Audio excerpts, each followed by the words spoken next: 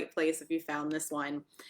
We are continuing our devotional Digging Deeper look into When God is Silent by Barbara Brown Taylor. And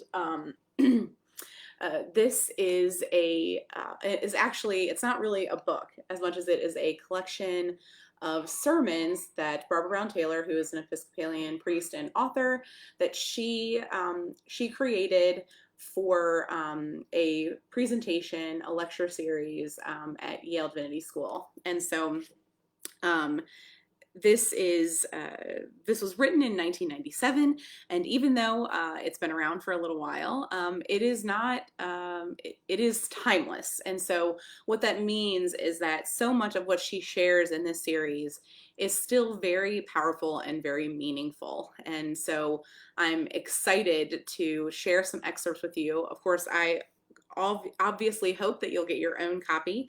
It's available from Cloister Books, and the publishing company is Cowley Publications. So if you want to get yourself a copy of When God is Silent by Barbara Brown Taylor, I would love to encourage you to do so. So we have actually moved to chapter 2 of her writing, and this chapter is called Silence. And one of my favorite chapters is this particular chapter, and I want to read to you just the first few pages. There are some just really amazing. This is just some really amazing writing that I think is incredibly impactful now. There are a few references to some things that are a little bit dated. She does talk about pagers. And we don't use those anymore, or at least I haven't seen anybody with a pager in a long time. So let's begin. There are fewer and fewer oases of silence in our noisy world. Communication has higher value for us than contemplation. Information is in greater demand than reflection. There was a time when only doctors wore pagers, and the only person who carried a telephone around with him was the President of the United States in case of nuclear attack. Now, we are all that important. We can be found anywhere at any time by anyone who needs us. When a pager goes off in a room full of people, a banner unfurls above the wearer's head. I am necessary. I am involved in something so urgent it cannot wait. Sometimes it is our own need to communicate that is urgent. One talkative friend of mine had his brand new car phone disconnected the day after his first bill arrived. He had no idea that the cure for his loneliness on the road could cost him $1,000 a month. I read about someone else who has lodged a complaint with the National Park Service about the use of cellular phones in the wilderness. It seems that his long-awaited trek to a landmark peak was ruined for him when a fellow traveler to the top whipped out his cordless and began describing the view to his children, who were apparently reluctant to be torn away from the television show they were watching at home. The Park Service was sympathetic, since they had begun to receive more and more calls from hikers with cellular phones. Very few are genuine emergencies. The majority are from people who have gotten lost and want to be guided back to their cars by telephone, or who have developed painful blisters on their feet and want someone to come and pick them up. It is more and more difficult for us to choose silence when communication is possible. To let the telephone ring, to leave the email unread, to unplug the fax machine. These amount to acts of social sabotage. To choose silence for even an hour, we must risk the loss of connection with other people who may have had a hard time understanding how anything could be more important to us than responding to them. We must also handle our own sense of anxiety. What if that is a call from the fire department, from the hospital, from someone who wants to invite me to dinner? For some of us, silence provokes so much internal chatter that it cancels itself out. True silence is difficult to achieve, even at night when most of the world is asleep. A dedicated insomniac can count at least half a dozen engines running in the dark. The refrigerator, the water heater, the ice maker, the furnace, the expressway noise that sounds like pounding surf at 2 in the morning, the distant roar of an airplane passing overhead. Depending on who you are, these sounds may be comforting. They mean everything is working. In the world of machines, silence signals malfunction. Remember the last time your electricity went off and all the sounds stopped, just like that? So that's all the section I am going to read for today. It's quite long, I suppose. But the reason I wanted to read this is because it's such a good introduction to this section about silence. What I really appreciate is, even though it's a little timely, when we're talking about things like fax machines and car phones, that's not really, people don't even use the language of cordless anymore. Even though there's a little bit of that, as a whole, there's something true about this that we hear, that sort of everyone understands that, even if you're thinking about today, and we don't use pagers and fax machines quite as much, but think about our phones, right? I have a smartphone. Mine's in a fancy case with a pop socket on the back. We have our phones everywhere with us. They travel with us. They go in our vehicles with us whenever we leave the house. And in fact, for many people, our smartphones are attached to us in some way, that they're always in our pocket or purse, and they're often found in our hands, and we go nowhere without them. In fact, it's not unusual to hear someone say, when they leave their home and they leave their cell phone, or they leave their cell phone at work and go home, or whatever it is, that when they leave their cell phone behind, it feels like they've lost a part of their body, that they sort of no longer feel connected to other human beings. And a lot of that is because on our phones, no longer is a phone about, there's a little button in the bottom with a phone symbol, but my phone is not just for talking on the phone, for conversations like this. My phone is for sending text messages. It's for sharing pictures, doing video chats, checking email. My smartphone has a calculator and a camera. It has internet access. It has maps. It has an encyclopedia. I've got a Bible app on my phone. There are so many things that we use our phones for, that it really is hard to cut ourselves off from them, to separate ourselves from the technology and take a break from it. And I do think that so often we get caught up in, am I necessary? Am I important? Am I going to miss out on something because I separate myself from this technology? I imagine that there are quite a few people who can't go a day without checking email. And it's funny because it feels like a habit, something you have to do. And then when you don't do it, you sort of feel wrong about not doing it. One of my things that I am so grateful for is that my family decided, when we went on our first family cruise earlier this year, long before COVID, that we would put our cell phones, our smartphones, these, inside the safe of our room on our ship, our cruise ship. And so we locked them in the safe with our passports and wallets, and we kept them there.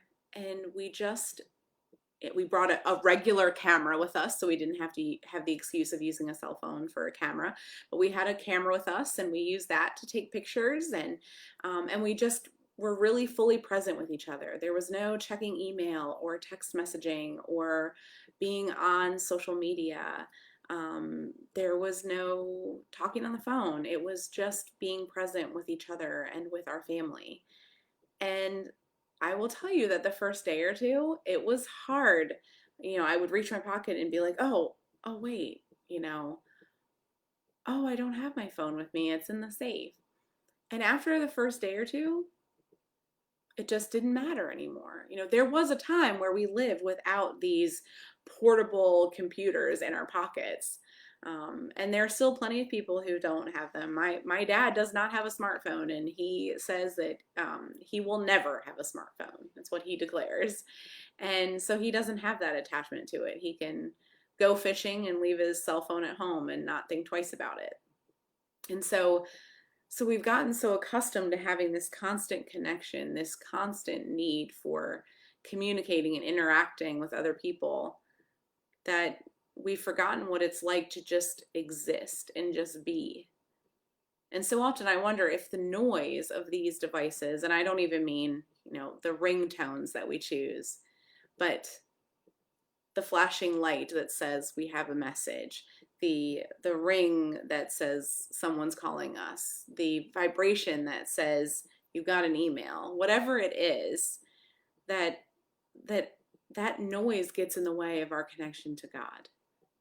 That we can't hear God because all we can hear is this constant stream of text message, Facebook message, tweet, email, phone call, alert on TikTok of a new video, of all these different things that we access, that we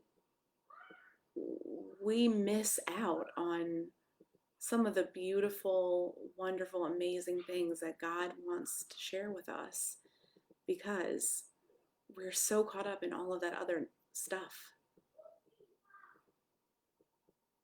I look forward to digging deeper into this particular chapter with all of you, because I just want you to know how amazing it is. There's so much in this particular chapter that just speaks to where we are today. And I think it's especially important to hear when we are living in a time where all of our close personal connections with other human beings are taking place over the internet, from video chats to Facebook devotionals to YouTube worship services to Zoom meetings. We are relying on technology to be our form of communication, and we are suffering because of it.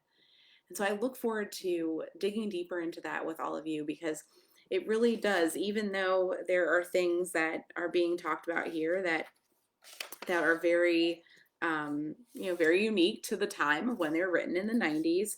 There are some things here that are timeless, that really do apply to us and what we are experiencing and the way we are living right now. And I think it's important to dig deeper into things that might be hard for us to realize, for us to look at this language of, how difficult silence is for us, and to do some self-reflection and go, wow, is that true for me? Do I struggle to put the phone down and leave it in another room? Do I struggle to not check my email 10 times a day? Can I go a whole entire day without being on social media? Can I go a week? Can I go a month? All of these things are things we should be thinking about, particularly right now. So I want to encourage you to come back and join me. This same devotion will be posted again later today. So if you joined in late, don't worry about it. It'll be back up at 6:45, and you can listen in then and provide your feedback and comments as well. And I'll be here to moderate those conversations as they happen. But I want you to think about how powerful our need to communicate can be, and what it's like to really sit in the silence. It's a hard thing. It can be really challenging for us. It's so difficult to choose silence. I don't know if you've ever been in a presentation or worship service where the speaker or pastor has paused, and they pause for an effect, like they're pausing because they want your attention. I cannot tell you the number of times that I've paused for effect, and in those few moments of silence, people just assume that I've screwed up, that I've lost my place, or I've made a mistake, I don't know where I am, or I have forgotten what I'm going to do. And that's not even true, that it's really just a time for me to pause, take a deep breath, and refocus the attention of the other people that are there. And that is something people really struggle with, is sitting in these even intentional times of silence. So I look forward to really looking at what Barbara Brown Taylor has to say in this chapter in particular, in her chapter on silence. And I encourage you to get your own copy of When God is Silent by Barbara Brown Taylor, this collection of sermons from her lecture series at Yale Divinity School. Is absolutely amazing and powerful, and so helpful for exploring our own spirituality and faith and the way we live in the world and approach the world around us. So I encourage you to get yourself a copy as well. I hope you all have a wonderful rest of the day, and remember, God loves you, and so do I. Have a great day.